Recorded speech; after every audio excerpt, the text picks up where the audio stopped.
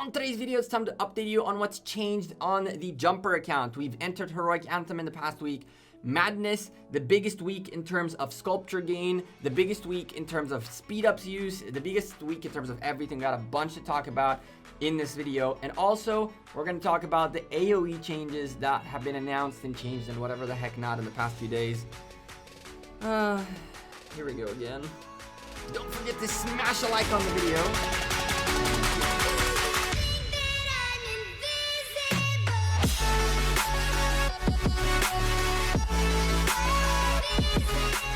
Hey there YouTube, welcome back to Gekko Gaming. If you're here to hear what I think about AOE changes and all that good stuff, it's later on in the video. For now, we'll start with the updates on this account because a lot's changed in the past week. Let's start off with letting you know that I'm sponsored. Don't forget to drop a like on the video and of course subscribe to the channel. Yes, we are still sponsored by Rise of Kingdoms. Let's do this. So, did you know, by the way, that 65% of you are not subscribed to the channel? There's a bunch of you new viewers coming in. I hope I can earn your subscription today with a little bit of an overview of what's going on this account. A minute in, let's do this. There are two new buildings in Heroic Anthem. Both the Crystal Mine and the Research Center have been taking a lot of our speed ups. We've invested a stupendous amount of building speed ups in order to get Crystal Mine to level 24, and our Crystal Research Center is now level 15. I am running out of building speed ups, which is a huge problem. We're trying not to use generics for building, but we might end up having to do it. It's a really tough situation. This account was not like fully geared for building speed ups and all that, but we're still gonna keep pushing and building these buildings so you guys essentially know whether you should do it yourselves or not. I know already that I wouldn't necessarily 100% do it in the scenario that this account is in, but then again, I don't know. These buildings are temporary. Once you're out of Heroic Anthem, they go away. So it's essentially every speed up you use here is just for the event, and then poof, it goes. I have plenty of buildings that are not level 25 or anywhere near yet, and so it's not like I have spare building speed ups at this point, but we're doing it for you guys, for the content, for the data. That's the first thing. Our speed up count has been fluctuating quite big time. Like, we've been using a lot of our building speed ups. We did not exchange building speed ups for training speed ups this time around. We're actually out of training speed ups. The reason for that is because we have been doing Bastion quests, and some of them require to train to gain 70,000 power or to train 140,000 points worth of troops, which is the equivalent of 7,000 tier 5s. So I trained today, I think, like 20,000 tier 5s, 21,000 tier 5s in the process of doing our daily bastions. And that's a killer. That's really a very heavy speed up event. And quite frankly, I need to be able to get that Zenobia unlock top 25 in the next Mightiest Governor. So we'll see what happens in terms of what we train, what we don't, and how we do it and all that good stuff. So that's in terms of speed ups. In terms of resources, we have indeed been working our way up. We got a boatload of gems. And as a matter of fact, we have gotten a couple of these from barbarians, finally. I don't really know to tell you if all of this is from barbarians or not. We keep getting 100 of these from like events, from chests, from gold chests that people buy, gifts and all that. So this is weird. It's really hard to keep up with how many gems we're getting from barbarians. When it was a 10-1, you usually don't get 10s from anything but from barbarians, essentially. So it was a lot easier.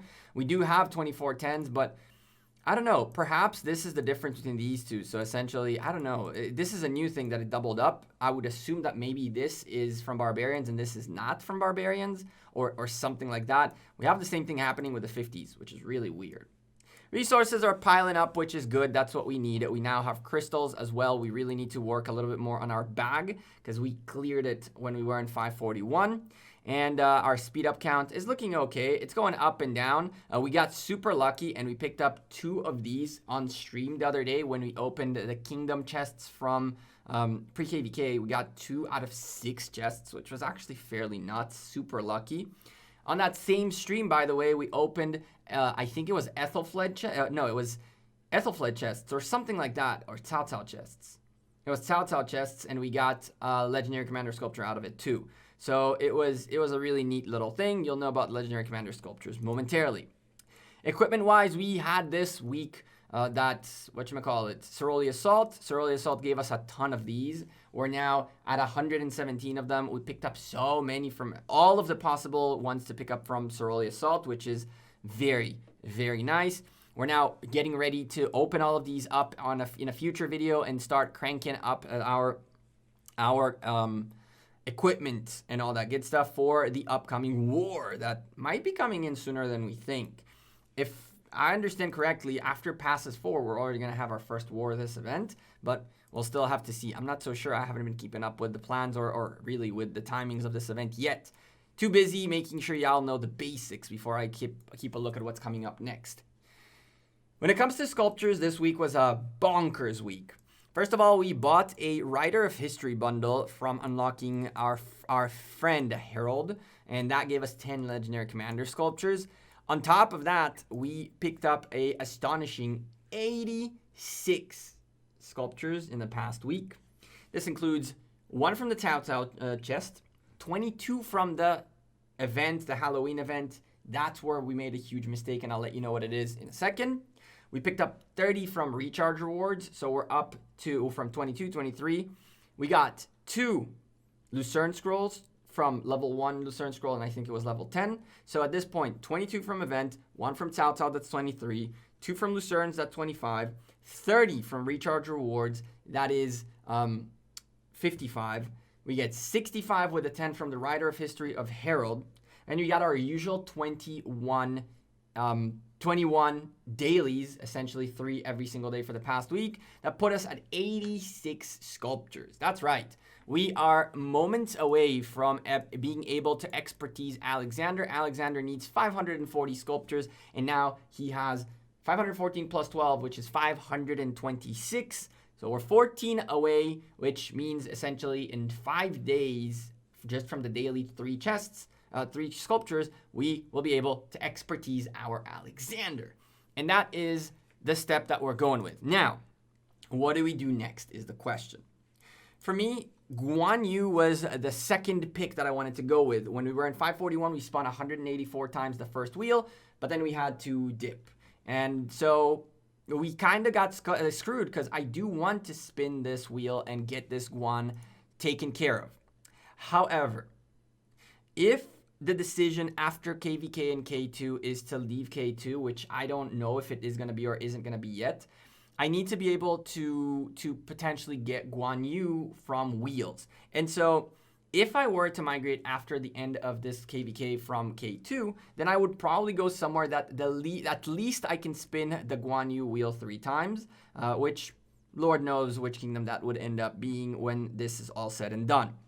Regardless of what ends up happening and what the plan is, there's not going to be a way to expertise Guan or expertise really any other commander just from Legendary Commander sculptures attained by the end of KVK more than likely. And so the next step is going to be to hoard sculptures once more, and we have 2 options. If we stay in K2, then we're probably going to expertise Guan Yu and have a Guan Alex March ready to rock and roll. If we're not going to stay in K2, then we're most likely going to go even further backwards in terms of commanders, and we're going to expertise our Khan and then work on Guan Yu. If we expertise Alex in the next 5 days, every single card king is going to go towards Khan, and hopefully we still can do card kings of Khan. And that's the one thing that scares me. The Wheel of Fortune has been shifted. The Card King has been shifting to a point where very old commanders have been starting to get out from Card King. So I don't know which commander is currently the last one available in Card King in K2. Alex came after Khan, which means Alex will be there for a little bit longer than Khan will. Depending on in this week, if we get a Card King event, I might just get 30 Alexes, which will save us some sculptures for Khan. And if I see that our Khan has still plenty of time in Card King, then Card King will be Khan event. And then from there, we'll go towards a Guan for the regular Legendary Commander sculptures. I could do Guan for Card King too, if I'm not mistaken. I don't know. It'll be either a Khan or a Guan for Card King. Essentially, it wouldn't matter, right? Whichever one we're going to want to. Either way, it's going to work because we want to get them both done. I don't know if I would like to go as far back as being able to spin Genghis Khans again. That would be like going back to KVK Season 2, and that's a bit too much for me, in my opinion, at least at this point in time. So this is going to be probably one of our next targets, and unless something changes, it's either that or our Guan that are going to get taken care of. This account is not in the craziest of shapes for how old it is. It was dormant for like 4 months, so it missed a lot of sculptures, a lot of events, a lot of commanders, and it's essentially, although it's an older commander, on an older account, it's a younger account in terms of its status, and we're okay with that. Reminding you that Saladin is 5551. We're working towards getting our Cao Cao expertise by buying the daily packs, and then Khan would be our next thing for DPS. This account, again, is going to be a fun account. It's going to be a war account. It's going to be all the good marches for open field battles and all that good stuff. Okay, and this is the part of the video where we talk about the AOE Nerf. I really wanted to touch on a quick thing before we start, because last time something like this happened was when they limited the helps of healing. And while Chisco wanted to champion the change and be the guy that goes to Lilith with your opinions, and Dragothian called for go and make sure your voice is heard, and a lot of people went on to 1-star in the App Store, and big whales stopped buying, and some big whales left me nasty comments. I got crucified for telling you the hard truth, which was nothing's gonna change. And guess what? It's been months later, and the only person who actually told you what is going to happen, which was terrible, it sucked, it wasn't fun, and it's not cool, but it's the truth, was me. This time around, I'm actually with you, and I definitely agree that this is dumb. But I want to show you why this is dumb, even dumber than you think, in terms of Lilith's perspective rather than the player's perspective. Remember, Lilith is a business and we are customers. We're also a player base and a community, but we're also customers. And they essentially do things to make us potentially spend money in the game. Now, for the record, I very much agreed with everything and anything that you guys were raging about, but let's explain to people what happened. In a Q&A with the development team this month, someone asked, my troops stood near a city and didn't join the attack, but when the garrison's commander used AOE skill, my troops got killed. Why? Why? The simple answer should have been, because that's how the mechanic works. Learn the mechanics. Next. That's how it should have been. Rise of Kingdoms is not a dummy-proof game. This is not like there's only one lane and there's literally no way for you. This is not like playing bowling with the things on the side where you can throw the ball whichever way and doesn't matter how many times it hits the damn rails, you'll still hit the pins no matter what. This is a game where you need to learn the mechanics and pay the price for not knowing the mechanics. I lost 50,000 troops 700 days ago when I learned about this mechanic the hard way. I lose nowadays every single time. Well, not every single time, but every single KVK I've lost some troops as I was joining a rally. While I was walking into the rally, the AOE hit and I lost 1,200 troops dead instantly. That happened to every single one of you who have joined rallies, by the way, in every KVK that there was an AOE garrison, for the record. The likelihood of that not have happening to you is very, very slim. So we've all lost troops. Hundreds of thousands of troops, millions of troops throughout the history of Rise of Kingdoms to this. And now you're telling me that we found not few, aka a lot of new players had no idea of this mechanic, and now you want to make a change? That really... Anyway, but let's get into why this is actually stupid. The first adjustment that they wanted to make is that AOE skills from garrison commanders will not do damage to anyone who isn't attacking the stronghold or the city. That's what Dragothian's video was about, and Chisco made a video about it too, because they did it instantly as soon as things came out. And I do not make the videos or talk about a subject when it instantly comes out, because really, I don't care necessarily to be the guy who hits the iron when it's hot, to get the views, to get the community, to get my thoughts out instantly, because I know that things might change, and quite frankly, a lot of the videos that came out about this thing are a little bit irrelevant, because now it changed to, instead of no damage, to severely wounded instead of kills. So now the change is AOE skills of garrison commanders will only severely wound troops instead of kill them. This is a step in the right direction, but the first time around, what was wrong was literally Lilith wanted to take out a mechanism in the game which makes them money. When troops die, we need to replenish them. Every time you need resources or speed ups for either healing, training troops, doing researches, winning events, whatever the heck it is, that's potentials for you spending money on bundles that'll give you the speed ups and resources relevant. By removing the fact that you take damage from AOE and garrison, Lilith literally removed an avenue of revenue. I don't know who is the brain dead business analyst who came up with that idea, but I would tell Lilith you should probably find a better business analysts, because how did you even entertain the idea of taking out the fact that troops are decreased in some shape or form by AOE is absolutely unfathomable. Business-wise, it is the dumbest decision you could have made. Forget about the community, okay? We're not talking as the community right now. I'm telling you why this was stupid from their perspective too.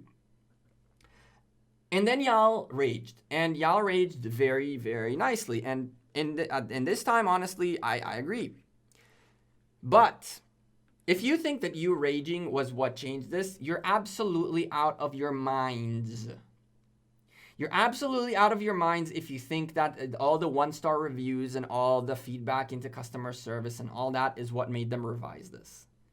What made them revise this is more than likely the fact that we complained. Someone said, what are they complaining about? And then when that someone was told what they're complaining about, more than likely he said, well, this is also a dumb business decision. And that's why this change was made.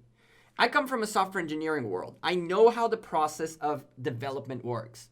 And the reason they were able to make this adjustment here and not an adjustment on the healing speeds, for example, is that the healing speeds thing, by the time we were made aware of it, was already developed. And this is, we are planning to make the following adjustments. Planning to make means that they haven't made them yet, which means they haven't spent money on that said development yet. And so making this change is actually a business decision that is good for them, and it is doable, because instead of just deleting the one line of code that there was somewhere in the system, I'm fairly confident of that, I'm a software engineer, I know how it works. If garrison AOE and march in AOE area, call the function kill troops with a number of troops that need to die. What they were going to do is they're going to take the area that it says kill the troops that need to die and remove it. Or better yet, they were going to add if AOE attack and in area and attacking. So they were going to add an and attacking. So if you weren't attacking, you wouldn't get killed, you wouldn't get anything. If you were attacking, they would die. And so what they are going to do now is, instead of and attacking, they're going to change the one line that says kill troops to severely wound troops. It's a very, very simple, very quick development thing. And so it wouldn't have cost them anything to make this adjustment. If it would have, it wouldn't have happened. I'm telling you right now. That's how it works. Now, I am very much against this. I think Lilith is making a huge business decision that is very, very flawed. They're opening the door to potential brain deadism. They're opening the door to potential dummy-proofing the game. And this game is not dummy-proof. This game is meant to punish you when you make mistakes. The next thing they're going to do is they're going to make it so that you can take out sculptures away out of the commanders that you have already. If you regret upgrading a commander, then you can just take the sculptures out. Now, for you and me, that sounds maybe awesome, because we have some commanders that we spun a wheel for and we don't want those commanders anyway, so we'll take those and put them somewhere else. But in terms of a business decision, that's essentially making it so that now we will recycle sculptures instead of buying new ones. That's a bad business decision. It's a great decision for the community, but a bad business decision. This was a terrible business decision. And they found a way that there's a sort of a win-win. Instead of no deaths whatsoever, now we will severely wound. So that will that's halfway to the proper solution. The actual solution would be that they stay dead, but whatever. And it also made the business decision from insanely dumb to mildly better. it still would have been a much better business decision for the troops to die and a much better player's decision for it to stay as is. And if you're dumb enough to not understand the mechanics, then either pay the money and pay the price or quit the game.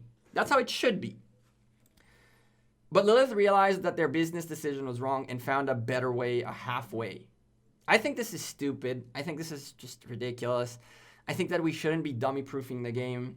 And yeah. That's what I think.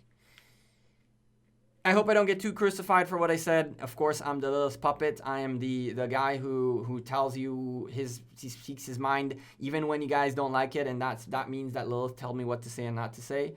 But at the end of the day, I always try to give you a different perspective on things, and you should learn one thing about Gekko Gaming.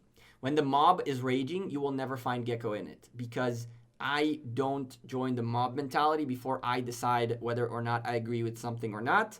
And most of the people just rage for the sake of raging, which I don't know. I'm against all that. I'll see you all in the next video. For the record, Saturday's stream is pushed back to 8 p.m. UTC. I'm not going to making it back home in time for the 5 p.m. UTC regular schedule. So we'll push it up to 8 p.m. UTC. I hope to see you all there. Take care and have a great rest of your weekend. Peace.